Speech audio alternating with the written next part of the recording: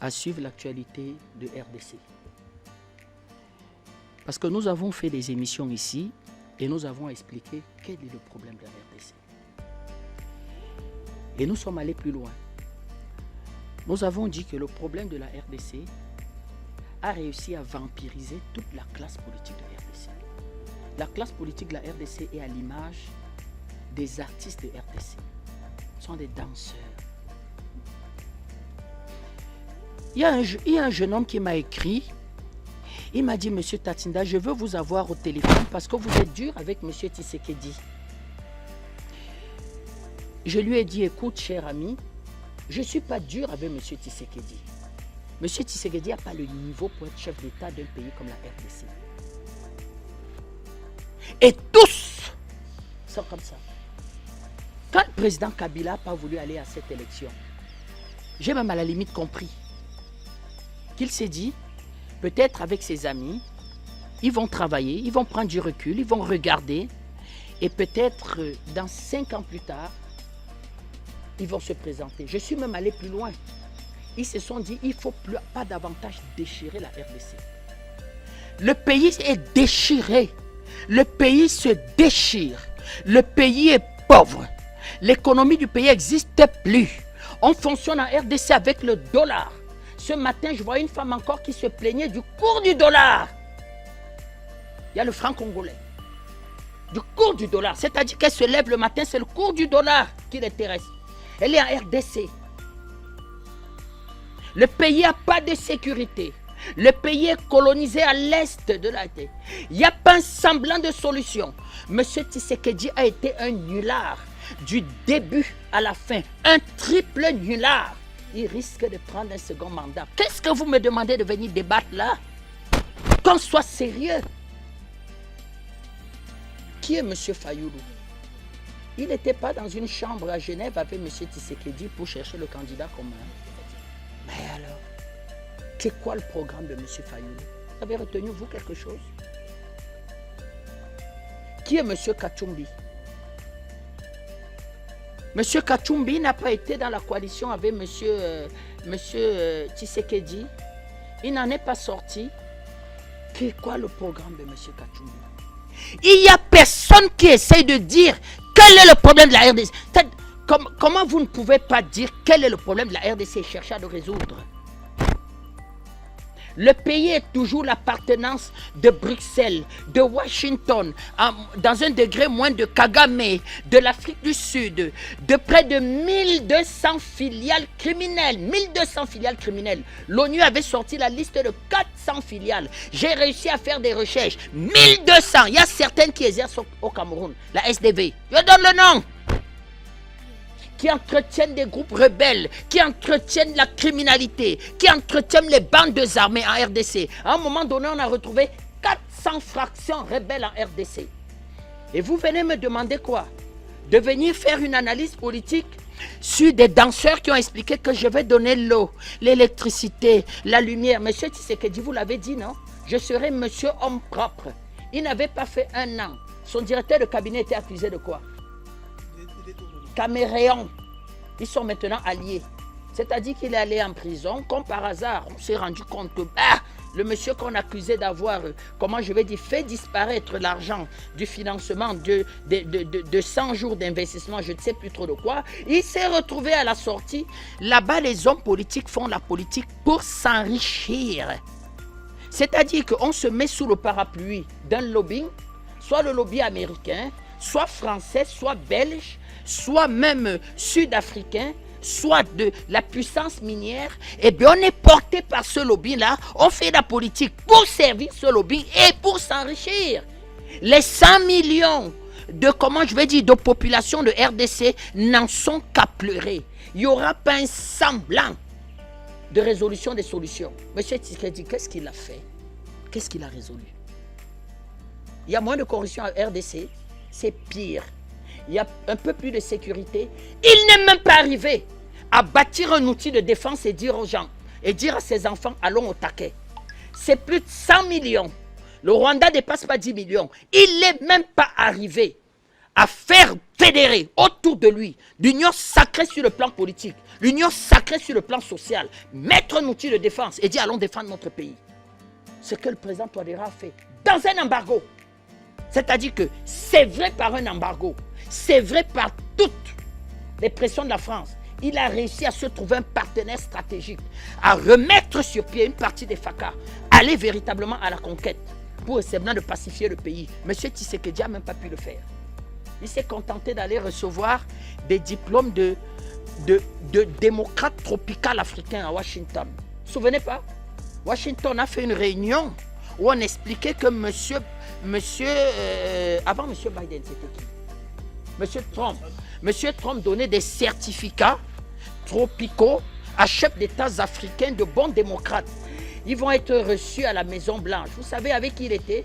M. Yuri Museveni. Il était avec M. Kagame. Donc aujourd'hui, il explique que ce sont des criminels. C'est-à-dire qu'en fin de mandat, il vient rechercher une pseudo-union sacrée sans expliquer que mon bilan est nul, mon bilan est médiocre. Il y a certains qui me suivent. Parce que aussi là-bas, c'est disséqué sur la scène tribale, comme les Belges ont voulu le faire. Ils doivent être très fâchés et dire, monsieur Tatinda, vous ne comprenez rien au problème de la RDC. Mais moi, si je ne comprends rien, ce n'est pas important. Vos hommes politiques doivent comprendre votre problème et résoudre les problèmes de la RDC. Que moi, monsieur Tatinda, je sois hors sujet, le problème, il est où? Ça ne doit pas les intéresser. Mais, sauf que la RDC s'enfonce. Tout l'est de la RDC est colonisé. Tout l'est de la RDC. Par qui? Le Rwanda? Qui est caché derrière le Rwanda? Monsieur Tshisekedi n'est même pas arrivé à se poser cette question. Qui se cache derrière le Rwanda? Qui se cache derrière l'Ouganda? Il se contente de crier Monsieur Kagame, Monsieur Kagame. Mais Monsieur Kagame, il bombe le torse comme ça. Parce qu'il a l'impression qu'effectivement, il a une alliance solide. Sauf que Monsieur Tshisekedi, avant d'arriver au pouvoir, il n'était pas ami avec Monsieur Kagame. Mais vous voyez donc que ce cirque servi, ces 5 ans de présidence n'ont servi à rien du tout. À rien du tout. L'élection est là. Monsieur Fayulu a commencé même de ce soir à contester. Là, il fallait s'y attendre. Monsieur Kachumbi, demain matin, contestera. Tout le monde contestera. Et bien entendu, quand on est dans une situation comme ça, eh bien, monsieur Macron va envoyer un négociateur de bons offices. L'Union européenne va envoyer un négociateur de l'Union européenne. Et qu'est-ce que l'Union européenne va faire? L'Union européenne les mettra autour d'une table et va voir dans quelle mesure régler les problèmes alimentaires de chacun. Et conserver ses positions minières dans le domaine minier. Monsieur Wafo, une question pour vous. Quelle analyse politique on fait d'une situation comme ça? Il y a une analyse politique à faire. Quelle analyse politique on fait d'un pays comme ça? Il n'y a pas de classe politique. Il n'y a pas d'hommes sérieux. Il n'y a pas d'hommes qui soient à la dimension de ce pays, de la forêt, de ce pays bantou. 100 millions d'habitants, des richesses minières à n'en plus finir. Il n'y a pas quelqu'un qui vient faire un peu, même le 10e de ce que Mao a fait pour les Chinois. Idéologiser le Congolais, expliquer aux Congolais les enjeux, ce qu'il faut faire, montrer la voie, même si on n'a pas le temps de pouvoir appliquer, montrer la voie, d'avoir une posture d'homme d'État, une véritable posture d'homme d'État, d'avoir un peu d'orgueil et dire qu'un pays comme la RDC ne peut pas être dans une situation comme celle-là, être colonisé par 7 millions d'habitants, c'est-à-dire que venant du Congo. Donc nous sommes là, nous regardons cette histoire, voilà pourquoi même ici Afrique Média, nous avons refusé de faire des spéciales sur ce pays parce que les problématiques de RDC, nous les avons toujours posées. Et quand des hommes politiques vont à l'élection présidentielle, refusent même de parler de questions de souveraineté. Il n'y a pas un dans un discours, j'ai entendu le mot souveraineté de la RDC. Il n'y a pas un. Monsieur Katumbi passait le temps à dire que Monsieur Tshisekedi est devenu un dictateur. Voilà la campagne de Monsieur Katumbi. Il est devenu un dictateur. C'était notre ami. On marchait dans la rue. On se plaignait de Monsieur Kabila. Et maintenant, il fait ce que Monsieur Kabila fait. C'est un dictateur. Voilà la campagne de Monsieur Katumbi. Quelqu'un qui s'est enrichi. Il est devenu milliardaire parce qu'il était gouverneur du Katanga et il s'est servi sur les mines de la RDC. Allez voir les populations dans le Katanga. Il n'a pas posé une problématique comme ça sur les populations du Katanga. Je vais donner l'eau, je vais donner l'électricité, je vais donner du travail. Mais avant de donner du travail, il faut même déjà avoir une monnaie véritablement et une banque centrale véritablement digne d'une banque centrale. Le tout puissant Mazembe, tu vas donner du travail sur quel programme économique? Rien, il n'a rien expliqué. Il a passé son temps à montrer ses passeports. Je suis congolais, regardez les visas. Ici, en telle année, c'était le... Non, c'est embêtant. Parce qu'on veut construire une CEAC extrêmement forte, puissante, autonome, endogène. Même un outil de défense au sein de la CEAC. Voilà un gros partenaire, un grand marché africain, des populations dynamiques, solides, sérieuses. Regardez la classe politique de la RDC. Regardez la classe politique de la RDC. Il n'y a pas un qui a le niveau. Il n'y a pas un. Et le pays s'enfonce. Vous voulez que je vous reprenne les promesses de M. Tshisekedi quand il faisait sa campagne contre le président Kabila? Je vais reprendre certaines promesses dimanche. Il faut se caler dimanche. Je vais reprendre certaines promesses de M. Tshisekedi. Et moi, je veux poser la question. Ça sera peut-être mon fils Dom qui sera là. Et on en est où, M. Dom? Dans des cirques pareils. Il a eu pour objectif de vacciner le Congolais quand on était à la période Covid. Des vaccins dont tout le monde savait que ça vous amène droit à la mort. Il est allé à Paris chercher les avantages sur les droits de tirage spéciaux. Il a expliqué que la France allait refaire son outil militaire. Où sont les résultats? Monsieur le Président, c'est les résultats sur le plan économique. Où sont les résultats sur le plan économique? Allez à Kinshasa. Allez voir le niveau de vie des Congolais. Allez voir le niveau de vie des Congolais à Kinshasa. Pendant ce temps, il s'est enrichi avec son entourage, avec sa famille. Il prie Dieu. Il prie Dieu. Il continue de prier Dieu. Tatinda.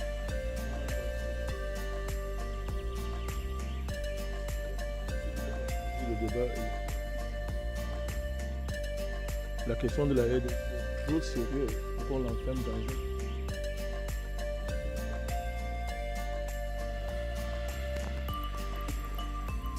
Je ne t'ai pas insulté, je parle. Non, je ne dis pas que tu m'as insulté. Mais quand tu dis que le... bon, ok, d'accord. Amen. Amen. Je dis ceci. Je refuse cet angle de débat. Je dis que tu es libre de le choisir. Ça s'appelle l'électoralisme néocolonial. Est-ce qu'on accepte d'enfermer le sort de ce pays dans l'électoralisme-là? C'est un choix qu'on fait. Moi, je ne m'inscris pas dans ça. Pour une ou plusieurs raisons. On va commencer par les choses les plus élémentaires. C'est pas parce que quelqu'un habite en RDC qu'elle n'est pas partisan. Quelqu'un peut être partisan tout en habitant en RDC et cette information va être donnée sur le prisme de son sentiment partisan. Et à l'heure actuelle en RDC, vous trouvez de moins en moins d'avis objectifs. Ils sont dans les passions électoralistes. Et l'Occident s'est embrasé ce genre de passion. Pour ce il le sait très bien. Très très bien. Donc, la question de l'insécurité, si on prend ce cas, qu'est-ce que vous voulez m'amener là-dedans? Ça dure combien d'années l'insécurité en RDC? On est bientôt à 30 ans. 30 ans. Avec 2 guerres mondiales. On appelait ça les 2 guerres mondiales africaines. Les 2 guerres qu'il y a eu. 5 millions de morts, tu es gentil. 5 millions de morts. Combien de millions de morts? Une question aussi trentenaire. Vous croyez qu'on règle ça comme ça par ce type de passions électoralistes? Où est l'objectivité dans cette affaire pour poser le dialogue de ce pays? C'est où dans cette campagne? Elle est où? Elle est où? Dites-moi qui est en train de poser objectivement les questions de la RDC. Quand quelqu'un me fait croire que le problème de la RDC là, c'est seulement le petit Rwanda là, c'est sérieux? Derrière le Rwanda, il y a qui? Qui ne connaît pas que le Rwanda n'est que l'avant-garde des puissances impérialistes? Pourquoi c'est que ne faut pas parler de ces puissances impérialistes? Il pointe le doigt de Kagame. Je rappelle que moi, je suis contre Kagame. J'ai été l'un des rares panafricanistes depuis au moins 10 ans. à dénoncer Kagame, ce qu'il a dit de faire en RDC. Quand moi je dénonçais Kagame ici, tu sais qu'il s'est réuni à Kigali avec lui. Pour ça, je te rappelle ça. Quand nous on dénonçait Kagame ici, tu sais qu'il faisait des réunions avec lui, les cartons se réunissaient là-bas. Nous on disait que Kagame n'est pas sérieux, il complote contre ce pays. Et il faisait des réunions avec lui. Maintenant c'est gâté entre eux, ils venaient mobiliser derrière lui. Je suis d'accord, mais avec un argument. Quel argument que tu sais qu'il me donne pour le soutenir? Laquelle? Prenons la question de la guerre, professeur Bellet, soyons sérieux. Tu penses qu'un président qui prépare une guerre sérieusement, bien se mettre à la télévision en pleine campagne, et dit ceci: moi, j'attends la moindre escarmouche des rigolos de Nairobi. Si à la moindre escarmouche, je renoue le Congrès, je déclare la guerre au Rwanda. Tu penses que c'est comme ça qu'on a pas une question sérieuse comme ça? Au-delà de la gravité, c'est ce qu'on fait. Un petit pays comme le Rwanda, si on est sérieux, on parle comme ça, on l'a envahi un matin. Il constate qu'on est en guerre contre lui. Lorsque vous voulez faire, quand on est dans un pays comme celui-ci, et que vous êtes président, vous voulez engager la guerre. Tu es en guerre, tu vas aux élections faire quoi? Tu es en guerre, tu vas aux élections faire quoi? Mais tu dis que le pays est en guerre, tu rassembles la guerre. Tu dis qu'il n'y a pas d'élection ici, on se concentre sur la guerre. Voilà pourquoi je dis qu'il a fait de la guerre un élément de campagne. C'est tout. N'ayant pas de bilan. C'est une question très sérieuse. Moi, je l'avais dit, monsieur, il n'y a pas d'élection, on fait la guerre. Moi, je serai derrière lui. Bien sûr. Je tairai tout ce que je pense de lui, tout ce que c'est de lui. Il n'y avait pas nécessité d'aller aux élections. Mais pour faire quoi? Actuellement là, combien de quoi? régions vont aux élections? Des régions entières du pays sont contrôlées par les élections. Tout l'Est est colonisé par... Des régions entières du pays ne sont pas considérées par cette élection. Dont les résultats ne sont pas bons, ne seront pas bons. Voilà pourquoi Fayoulou conteste dès ce soir. Moi, je m'en fous de Fayoulou, c'est un voyou. Non, je dis seulement, président. Je dis ceci, tu ne peux pas ton pays être en guerre. Si tu considères que c'est sérieux pour ton pays, l'élection c'est quoi? Tous ces milliards là, ça sert à quoi? Il aurait dit que l'armée. Nous sommes en situation exceptionnelle. Je dis pas d'élection. Rassemblons-nous, on réfléchit ensemble comment on va régler cette affaire. Ça c'est un homme d'État. Comment tu vas rassembler un pays derrière toi en guerre en engageant une élection où les passions partisanes vont tout faire pour plomber l'unité nationale et l'union sacrée? Il ne peut pas aller en guerre contre Kagame avec un pays aussi divisé. Le pays est trop divisé pour aller en guerre. Et il le sait très bien. Mais il a fait de ça un enjeu pour gagner son deuxième mandat. Ouais, c'est tout. C'est tout. C'est tout. Moi, je voulais rappeler ici, parce que les Congolais nous suivent. Et moi, ça me rappelle beaucoup de pays africains ici. Quand on posait des débats ici, ils nous donnaient des leçons en disant que vous n'êtes pas de notre pays. Et pour après venir, après reprendre tout ce qu'on disait, en disant que vraiment, on aurait dû vous écouter. Quand la transition est en jeu, j'étais là, c'est bon. L'homme était déjà là, M. Bellet était déjà là. La situation de Kabila était ici, on avait tous peur d'une guerre civile dans ce pays. La guerre civile était imminente. Pour ça, nous avons accompagné ce processus. Moi, je suis allé jusqu'en RDC. J'y étais. Je suis passé à la télévision nationale. Et j'ai dit, maintenant qu'on a évité la guerre civile par un accord historique entre Kabila et Tshisekedi, que personne ne rompe cet accord. Tout à fait. Qui a rompu l'accord? Tshisekedi. Pourtant, pour rien. Sans Kabila, il ne serait pas au pouvoir. Sans Kabila, il n'était pas au pouvoir. Il s'est séparé de ses alliés, tu le sais très bien. Effectivement. Qui lui ont déclaré la guerre à l'époque. Même les Français ont commencé à dire qu'il a les faux diplômes. On a commencé à l'attaquer. Tu connais la position de l'Odrian qui a dit qu'il fallait gagner l'élection. Ce débat-là poursuit jusqu'à la visite du Tintin évidemment en RDC, où la question est revenue sur la table. Les élections à l'africaine. Voilà. C'est qu'il y a dû réagir. Il s'est vexé. Voilà. Très bien. Très bien. Ça vient de quoi? Ça vient du fait que c'est le compromis entre Kabila et Tshisekedi, cet accord, qui a empêché la guerre civile dans ce pays. Et cette guerre civile aurait été catastrophique pour le continent africain. Nous avons accompagné ça au péril de nos vies et on est l'autre en RDC. Quand il prend le pouvoir, il rompt l'accord en comptant sur qui? Il fait un tour à Washington. Il revient. Il fait un tour à Paris. Il déclare à Mondo Vision que j'appelle la France à venir ici créer une école de guerre pour former l'armée du Congo. Comme quoi il n'y a pas d'armée avant lui. Il a rompu l'accord. Il n'a pas l'accord. Mais il a déchiré le pays. Il a déchiré le pays. Est-ce que pendant qu'il le faisait, professeur Belek, Kagame n'était pas en train de faire les mêmes manœuvres qu'il fait aujourd'hui? Non, moi je dis, il faut qu'on soit sérieux. Si les gens veulent qu'on parle d'un pays, on en parle. Et quand on parle d'un pays, nos arguments ne sont pas les mêmes que des profanes qui ne comprennent rien à la géopolitique et qui donnent des avis sentimentaux. Effectivement. Nous faisons des analyses de fond. Je donne les éléments. Quand M. Tshisekedi prend le pouvoir, il nomme l'accord. Il va à Washington. Il est reçu au Council of Foreign Relations. Démocrate. On sait qui c'est ce Tintam. Ouais. On sait qui c'est. Il n'est pas plus impérialiste que ça. Il s'entend avec M. Macron qui lui promet une école, à qui il demande une école de guerre pour former les cadres de l'armée. Kagame est dans la même posture. Il n'a pas changé. Et alors, qui fait réellement la guerre à la RDC? La France est à l'intérieur. Bien sûr. Pourtant, Il n'y a pas de M23 sans la France. Tu sais qu'il le sait. Il ne parle jamais de la France. Pourquoi?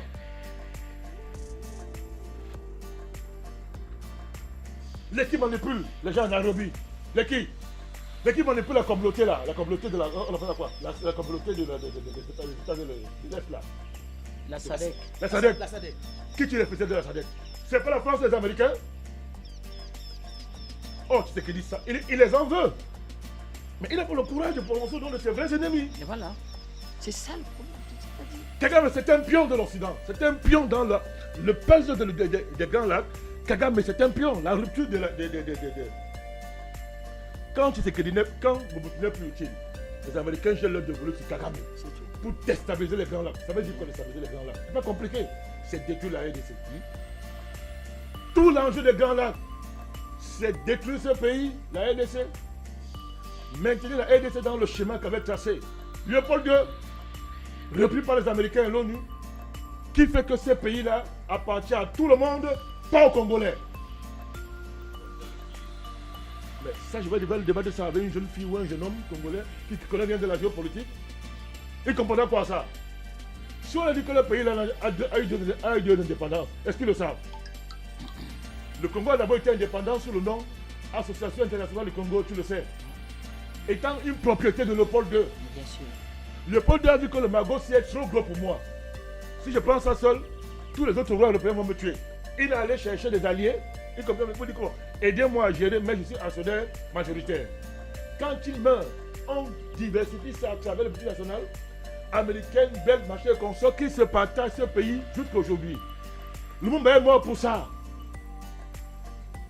Deuxième indépendance. Le monde est tué parce qu'il gagne les élections. On le tue, on découpe son corps dans l'acide. C'est un acte historique depuis ce moment-là, professeur Belek. Ce pays n'a jamais connu d'indépendance. On emporte certaines parties de son corps. Jusqu'à aujourd'hui, il y a des endroits en RDC où aucun président n'a le droit d'entrer. Je parle à mon vision.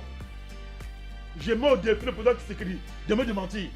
Alors actuelle, il y a des endroits au Congo où il est interdit aux Congolais et aux dirigeants d'y mettre les pieds. Jusqu'à aujourd'hui. Ce sont les vrais débats de ce pays. Et nous pensons que le courage d'un président sérieux, c'est aussi de mettre ce débat sur la table. C'est de les poser. En rassemblant le pays. La guerre est une occasion de rassembler le pays, pas chercher un deuxième mandat. Tu rassembles le pays.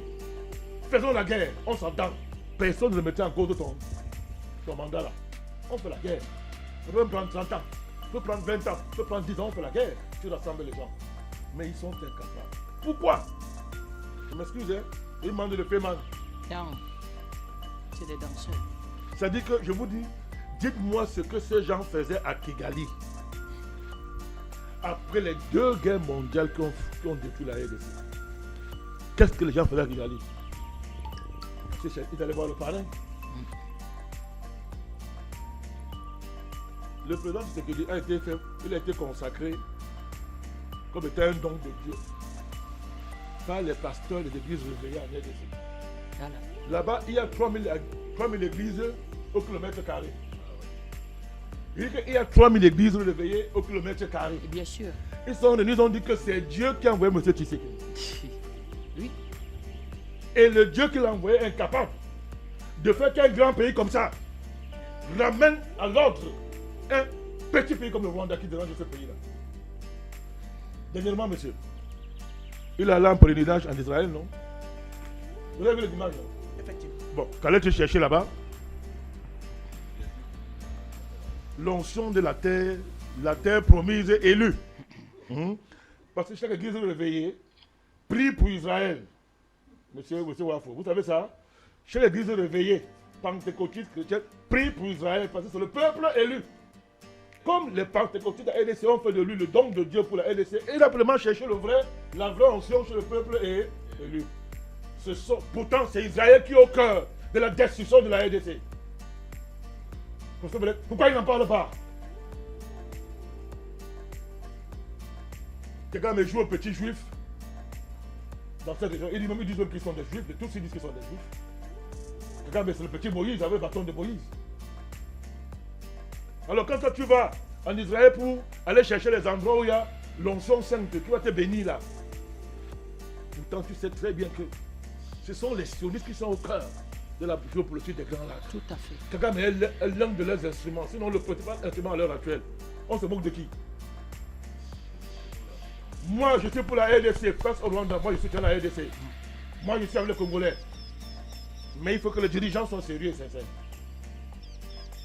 Kabila doit nous dire, il est lancé depuis là. Nous l'avons soutenu ici. Il doit nous dire quelle est la réalité, le troc qu'il a fait avec ces gens-là pour le seul pouvoir de Tshisekedi. Pourquoi on arrive là où on est arrivé là? Son silence et sa barbe ne nous suffisent plus. Il est responsable. À un moment donné, il faut qu'on soit sérieux. Il faut qu'on soit sérieux. Les enjeux de la RDC, il ne s'agit pas de savoir si Tshisekedi est meilleur que les autres. Ça va partout par ces pays. Ça, c'est la tenance pour la tenance dans laquelle nos Occidentaux nous ont enfermés. C'est une prison. Oui. Faire le candidat de Total. C'est tout. Mayulu. Il est candidat nécessairement pour les intérêts pétroliers. Tout le monde le sait. Katumbi, les intérêts miniers. C'est une. Mais c'est un mercenaire. Katumbi, c'est un mercenaire. Ouais. C'est une bonne chose. On ne devait jamais l'amener en Afrique. Mais c'est clair et net. C'est pour profiter, pour foutre le bordel dans les pays et exploiter. Mais ces Les gens se Africains moquent des n'en gens. veulent pas. C'est pas ça, c'est tant pis. Je suis désolé. Vos histoires de démocratie là, c'est la démocratie. Les matata pogno là. Il va C'est amener ça. quoi qu'il va amener sur Kabila? C'est quoi ça? C'est la démocratie. Qu'est-ce qu'il va amener? C'est pas la démocratie. Jean-Pierre Bemba. Oh, oh. Tous ces gens-là. Est-ce qu'on ne les connaît pas? Repris de justice. Non, on ne les connaît pas. Jean-Pierre Bemba, son père s'appelait Bemba Salaona. Patron des patrons sur Mobutu. Nous savons ce que ça veut dire. Patron de patrons sur Mobutu. Je crois pas un délit de patronyme. Oui, professeur. Mais il y a les réalités du patronyme. Il n'y a pas de délit de patronyme sur le plan juridique. Mais il y a des réalités du patronyme. Monsieur, on ne jette pas tout ce qu'on a reçu de son père. Mais parce que je lui dis que non, ce n'est pas un délit d'être fils d'eux. Oui, je suis d'accord, ce n'est pas un délit. Mais tout ce que ton père t'a donné, tu ne jettes pas ça. Bemba Salon, nous savons qui il était. Et tu le sais, tu connais l'histoire de la RDC du Congo, Mobutu. Bemba Salon a commis Mobutu dans tous les crimes qu'il a commis. Il a même Dans ce pays-là. Son premier ministre, Bien 6 sûr. mois. 6 mois, je crois. Bemba Salaona, son fils, Bemba Jean-Pierre. Ce n'est pas un délit d'être le fils de tête. Mais je dis, quand on voit la trajectoire politique de Bemba, que ce soit dans ces interventions aventureuses en Centrafrique, tu as oublié, etc., on comprend quand même qu'il a ce héritage de son père d'une certaine manière. Ne serait-ce que dans les contradictions interrégionalistes que l'impérialisme impose en RDC. On oppose le Katanga, on oppose le Kaza à telle région, à l'Équateur, machin et consort. C'est ce qu'il y a à l'heure actuelle là. Ces principaux partisans sont les qui? Ce ne sont pas les Kazaïens. C'est ainsi qu'on fait la politique en RDC. On regarde ta région d'origine. On oublie qu'on est sous l'impérialisme. Ça devient la querelle des nègres entre les nègres. On oublie que le pays a un problème. Il est confisqué par les impérialistes depuis des siècles. Et qu'il est immensément riche. Et que sa libération, et que le monde n'est pas un fou. Pour ce Belek, qui de ces gens se réclame de Lumumba? Qui continue sa politique en RDC? C'est ce qu'il dit. Il est Lumumbiste? Personne. Bon, Vous êtes valets. ok. Il n'y a pas de délit de patronyme. Tout à l'heure, tu as dit que l'infamie ne doit pas s'abattre sur le fils à cause du père. Oui. Mais le fils dit que son père doit être héros national. Mais attends, ça veut dire quoi? Ne veut-il pas par là se cacher derrière l'ombre de son père pour exister politiquement? Tu sais qu'il veut se battre pour faire de son père héros en RDC. Alors on va faire quelqu'un qui a dit que Lumumba c'est un cafard. Non, c'est qu'il a utilisé l'autre mot là. Oh, il a un mot plus dur que ça. Hein? Le crapaud, voilà. Voilà. Il dit, nous avons le crapaud. Il a dit que le Lumumba c'était un crapaud. Le Lumumba, héros national. Tu sais que lui aussi, héros national. Mais ça, c'est pas la confusion. C'est pas la dilution des valeurs politiques. Bon, à partir du moment où il fait ça, de quel droit vas-tu nous interdire de dire que le Tutsi, il y a les réalités de patronyme, que le gars avait géré à des buts politiques. Son père vivant, je te le dis, son père vivant disait que celui-ci là, c'est ton père qui disait, hein, il est le plus nul de ses enfants. Son père vivant, je parle à mon deux vision. Le père de Tshisekedi vivant là, Antoine Tshilombo là, son père vivant disait que lui là, il est le plus nul. Le parti ici là, il peut le gérer. Quand il prend le parti, il écarte qui? Kaboul. Kaboul. Le monsieur là au chapeau bleu, vous connaissez? Jamais Kaboul. Pourquoi on l'écarte? Ça c'est le vrai héritier de son père. Dans le plan politique. On l'a écarté. Pour faire du parti quoi? Ce qu'on voit dans le produit. Un instrument purement électoraliste et visant à l'enrichissement de la camarilla qu'il y a autour du président. Parce qu'en RDC, à défaut d'être le mombiste, on fait la politique pour s'enrichir. On n'a pas d'autre choix. C'est tout. On n'a pas d'autre choix. Donc, les enjeux de cette élection, mon cher Junior Wafo, peut-être on est trop monté en l'air, descendons au niveau des plus petits. Il y a les gens en RDC dont leur problème, qui sont rencontrés, ils disent que c'est trop compliqué pour eux. Ils veulent savoir qu'est-ce que nous on pense de l'élection. Ici, il y a l'élection. On n'a rien entendu, le plus fort va gagner. Vous êtes ce qui s'est arrangé à donner les gages à Washington. Les gages à la Chine qui voulaient chasser. Il a dit que non, le Mumba, quand Kabila n'a rien fait, 10%, c'est très petit, machin pour les mines là, il va changer tout ça. Au pouvoir, il a été réalité de pouvoir. Il est maintenant plutôt aller s'attendre avec les Chinois. C'est vrai qu'il a remis en cause ses partenariats. Je ne sais pas si ça a débouché sur le point de ça. De nouveaux accords, je ne sais pas, je n'ai pas l'information. Mais je sais qu'à un moment donné, il a commencé à dire que ces contrats sont mal négociés, la Chine nous a trompés, etc. Était-ce de la surenchère ou bien on a débouché sur un véritable changement dans les contrats? Je n'ai pas les éléments. Ceux qui en ont, nous l'envoyer. Oui, Une remarque. Ces contrats avec la Chine étaient signés déjà à l'époque de Kabila, n'est-ce pas? oui, c'est tout ça. Bon, maintenant, ce n'est pas des contrats avec l'État chinois, c'est des contrats avec des individus, des entreprises particulières chinoises. Voilà. Sous la garantie de l'État chinois.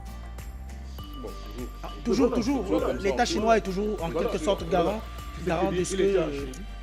J'espère qu'il est rentré avec des contrats américains. Mais ce qui est clair, c'est qu'au moins, la Chine n'est plus le diable. Il a compris que, parlant avec la Chine, essayons d'améliorer les contrats. Il a fait, il est allé en Chine. Donc, parmi les candidats, il est celui qui a donné le plus de gages à tous les parrains, entre guillemets, qui sont en mesure de peser dans le cadre d'une élection en RDC. Il a fait. C'est pour ça qu'il est silencieux sur la France. Il ne dit rien sur l'implication de la France dans ce conflit de 1-23. Ouais. Il ne dit rien.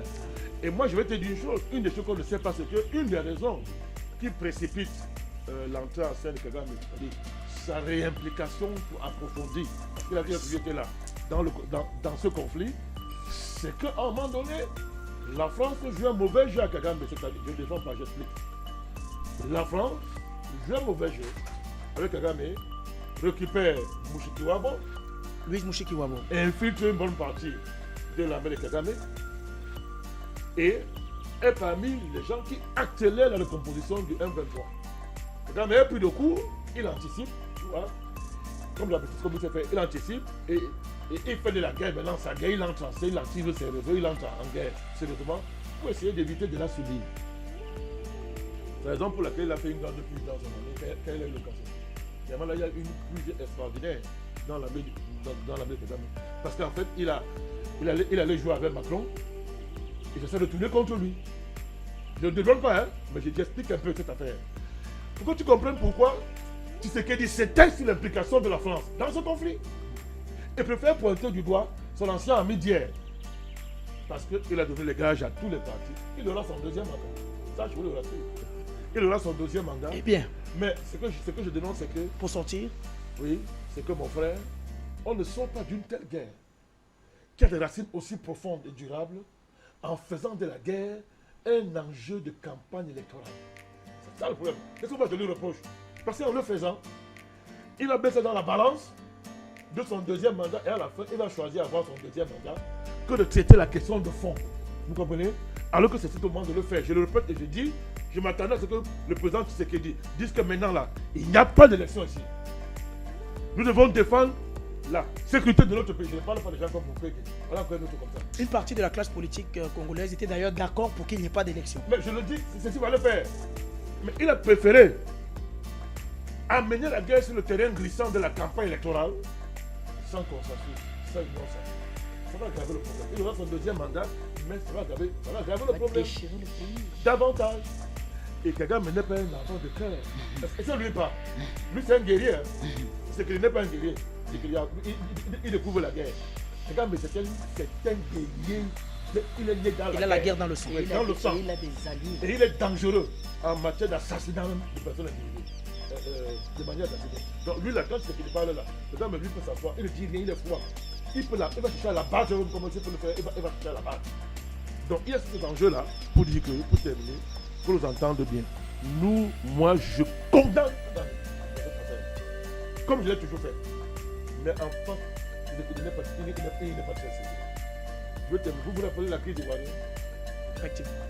Un pays indivisable. Le président Gbagbo avait son cœur de petit Jésus. Dit qu'on va faire l'élection.